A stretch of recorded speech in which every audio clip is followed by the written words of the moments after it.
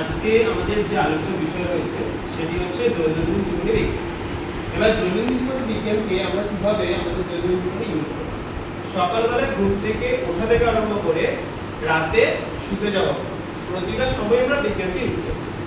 সকালবেলা ঘুম থেকে উঠছি, দাঁত মাজছি ব্রাশ দিয়ে, সেটাও বিজ্ঞান। রাত্রেবেলা ঘুমাতে যাচ্ছি, যে ফ্যানের তলায় যাচ্ছি, আমি গরমকাল তো এসির তলায় যে ঘুমাতে যাচ্ছি সেটাও বিজ্ঞান। তো সকালে ঘুম থেকে ওঠা থেকে রাতে ঘুমাতে যাওয়া উচিত, প্রতিটা ক্ষেত্রে, প্রতিটা পদক্ষেপে, প্রতিটা সেকেন্ডে বিজ্ঞান আমাদেরকে হেল্প করছে। আমরা এখন যে বসে আছি চেয়ারের মধ্যে, চেয়ারটা একটা বিজ্ঞান। তো দৈনন্দিন জীবনে প্রত্যেকটা ফেজের সাথে, প্রত্যেকটা জায়গায় বিজ্ঞান কিন্তু আমাদেরকে, বিজ্ঞান আমাদের সাথে রয়েছে। তো বিজ্ঞান আমাদেরকে আধুনিক হতে শিখিয়েছে। আগে আমরা কি করতাম না, আমরা পেপার পড়ার জন্য আমরা পেপার বাজার থেকে কিনে আনতাম বা রেডিওতে খবর শুনতাম, যেখানে আমরা যে রিপোর্টার যে খবর বলছে তার মুখ দেখতে পেতাম। কিন্তু বর্তমানে আমাদের পেপার পড়তে হলে আমাদেরকে বাজার অব্দি যেতে হচ্ছে না, আমরা মোবাইলের মধ্যে পেপার দেখতে পাচ্ছি, বা আমাদেরকে যদি খবর শুনতে হয় আমরা টিভির মধ্যে খবর শুনতে পাচ্ছি, আমাদেরকে রেডিওতেও খবর শুনতে হচ্ছে। বিজ্ঞানের উৎস, কিভাবে বিজ্ঞান এলো? বিজ্ঞান এমনি আমরা এত সহজে আমরা প্রজেক্টর পাইনি, এত সহজে আমরা কম্পিউটার পাইনি। একটা ইভলিউশন, একটা রিভলিউশন হয়েছিল বিজ্ঞান আসার আগে। প্রথমে আমরা কি পেলাম? প্রথমে আমরা শিখলাম আগুনের আবিষ্কার। আগুন কি করে আবিষ্কার করলো? মানুষ পাথরে বসে আগুন আবিষ্কার করলো। এরপরে আস্তে আস্তে মানুষ মাটি খুঁড়ে লোহা পেল। তারপরে মানুষ চাকা আবিষ্কার করলো। তারপরে আস্তে আস্তে গাড়ি আবিষ্কার করলো। তারপরে আস্তে আস্তে ধীরে ধীরে মানুষ রেডিও, টিভি, কম্পিউটার, এখন ফোন, তারপরে কৃত্রিম বুদ্ধিমত্তা, মানে আমরা যেটাকে ইংরেজিতে বলি আর্টিফিশিয়াল ইন্টেলিজেন্স, সেটাই। নেক্সট হচ্ছে আধুনিক বিজ্ঞান। আধুনিক বিজ্ঞানের মধ্যে কোন কোন জিনিস আসছে? প্রথম আসছে কৃত্রিম বুদ্ধিমত্তা, কোয়ান্টাম কম্পিউটিং আর ডিজিটাল সময়। তো কোয়ান্টাম কম্পিউটিং কি?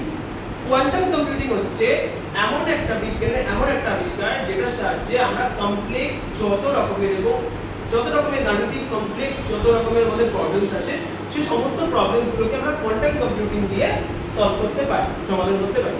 বড় বড় জায়গা যেমন ইসরো, ডিআরডিও বা নাসা, এইসব জায়গায় যে কমপ্লেক্স প্রোগ্রামিং গুলো বা কমপ্লেক্স যে প্রবলেমস গুলো থাকে, সেগুলো সলিউশন কিন্তু একমাত্র কোয়ান্টাম কম্পিউটারে দিতে পারে। নেক্সট হচ্ছে বিজ্ঞানের দৈনন্দিন প্রভাব। দৈনন্দিন প্রভাবের মধ্যে আমরা ফোন ইউজ করছি, কম্পিউটার ইউজ করছি, টিভি ইউজ করছি, সব রকমের জিনিস ইউজ করছি, এগুলো সব দৈনন্দিন প্রভাবের উপরেই আসছে। নেক্সট, বিজ্ঞানের আত্মত্যাগ। বিজ্ঞান যে এতদূর এসছে তার জন্য বিজ্ঞানকে অনেক কাঠখড় পোড়াতে হয়েছে, অনেক রকমের রেভলিউশন হয়েছে, অনেক মানুষের অনেক কঠোর পরিশ্রমের মাধ্যমে বিজ্ঞান এই জায়গায় এসছে। নেক্সট, দৈনন্দিন জীবনে বিজ্ঞানের জয়যাত্রা। আজকে বিজ্ঞান আমাদের সাথে আছে বলে আমরা স্মার্ট সিটির কথা চিন্তা ভাবনা করতে পারি, আমরা অনলাইন পেমেন্টের কথা চিন্তা ভাবনা করতে পারি, আমরা এই সমস্ত কিছু চিন্তা ভাবনা করতে পারি একমাত্র বিজ্ঞানের জন্য। বিজ্ঞান যদি আজকে আমাদের সাথে না থাকতো তাহলে আজকে মানুষ সভ্যতা এতটা উন্নতিশীল করে উঠতে পারতো না। নেক্সট, শিক্ষার জ্ঞান বিস্তারে বিজ্ঞান। শিক্ষা, আমরা দেখেছিলাম যে আমরা যখন করোনার টাইমে আমরা সবাই বাড়িতে বসে আমরা শিখতাম বা বাড়িতে বসে আমরা ক্লাস করতাম, এটাও একটা বিজ্ঞানের একটা আবিষ্কার, যে আমাদেরকে যখন আমরা বাইরে বেরোতে পারছি না, আমরা বাড়িতে বসে বা ঘরে বসেই আমরা সমস্ত কিছু শিখতে পারছি। এছাড়াও বর্তমানে এআই এর সাহায্যে যে শিক্ষা বা বিদেশে যে বিজ্ঞানকে অবলম্বন করে যে বিভিন্ন রকমের শিক্ষার যে নতুন নতুন ধরনগুলো আসছে, সেগুলো সব বিজ্ঞানের জন্যই হচ্ছে। নেক্সট, চিকিৎসা ক্ষেত্রে বিভিন্ন জায়গায় যেমন এমআরআই থেকে আরম্ভ করে, সিটি স্ক্যান থেকে আরম্ভ করে, এমনকি এআই এর এখন এমন কিছু কিছু ইনভেনশন বেরিয়েছে যার সাহায্যে আমরা হার্ট ডিজিজ ডিটেক্ট করতে পারি, ক্যান্সার ডিটেক্ট করতে পারি। নেক্সট, কৃষিক্ষেত্রে তো বিজ্ঞান সব জায়গাতেই আছে, যেমন মোটর পাম্প থেকে আরম্ভ করে বিভিন্ন রকমের বীজ বপন থেকে আরম্ভ করে, লাঙল দেওয়া থেকে আরম্ভ করে সব কিছু বিজ্ঞানের সাহায্যে হচ্ছে। এমনকি আমরা যে নার্সারি সিস্টেম, আমাদের যে নার্সারি সিস্টেম বর্তমানে রয়েছে, সেটাও কিন্তু বিজ্ঞানের একটি অবদান।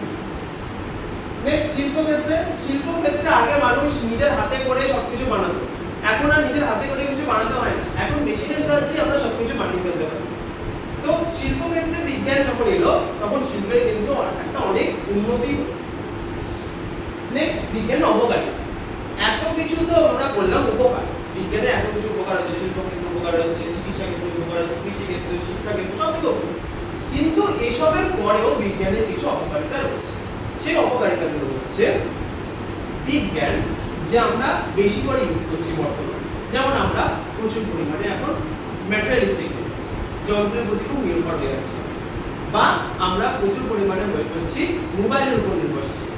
একটা বাচ্চা যে 5 বছর বা 6 বছর বয়স, সে বাচ্চাটা দিনে 7 থেকে 8 ঘন্টা মোবাইল দেখছে, তার ফলে তার কি হচ্ছে না, চোখের জ্যোতি কমছে, চোখের পাওয়ার কমছে। তো এই ব্যাপারগুলো আমাদেরকে বজায় রাখতে হবে, এই ব্যাপারগুলো আমাদেরকে সমতা বজায় রাখতে হবে। বিজ্ঞানকে আমরা কতটা ইউজ করব। উপসংহার, এখানে কনক্লুশনে আমরা এটাই পেলাম যে বিজ্ঞানকে আমরা ইউজ করছি, তার উপকার তো রয়েছে, অপকারও রয়েছে। বিজ্ঞানের উপকারের অপকার এই দুটোকে সমতা বজায় রেখে আমরা একটা গ্রিন প্ল্যানেট বা একটা ইকোলজি প্ল্যানেট আমরা